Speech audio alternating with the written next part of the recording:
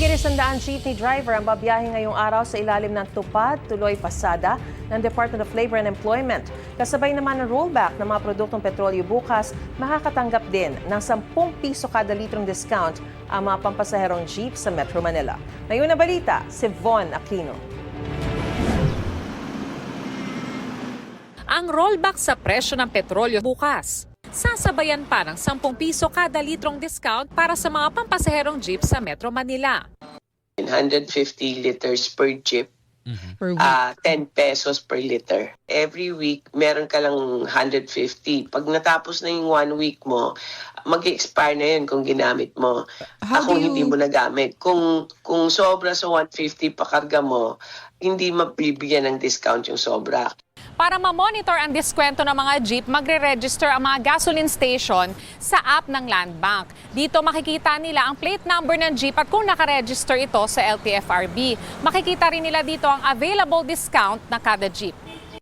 Dapat may permit ang gas station at legal ang operasyon nito para makaregister sa app.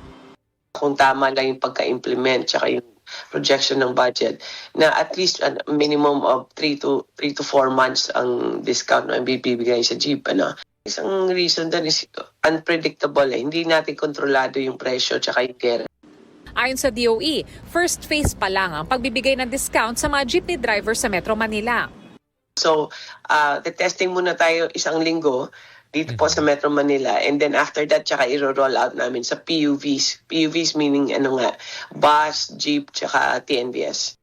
200 pesos per day naman ang matitipid ng jeepney drivers na nagpapakarga ng 20 hanggang 21 liters ng diesel kada araw. Medyo maganda-ganda na rin po ang mabawas-bawas ninyo yung laki ng kinakarga namin sa sa tangke ng namin. Tapos madadagdagan pa konti yung kita namin. Magandang balita po yan na makakaroon po tayo ng rollback saka discount. Malaking bagay na po yun. At least meron tayong discount. Iro-roll out naman ng Labor Department ang tupad tuloy pasada para sa jeepney drivers. 134 jeepney drivers sa Metro Manila ang naorient na at magsisimula ng pumasada. Dito po, ang isang driver should render at least 6 hours. Meron po kaming parang DTR, meron po kaming pagpipicture before, during na namamasada. May signage po siya na tupad tuloy pasada.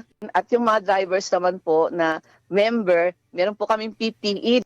Magtatrabaho sila ng 15 to 20 days. Meron po silang aasahan na wage na matatanggap within that days. Highest minimum wage ang ibibigay sa mga tsuper na kasama sa programa. Depende sa rehiyon kung saan namamasada. Sa NCR, 695 pesos kada araw.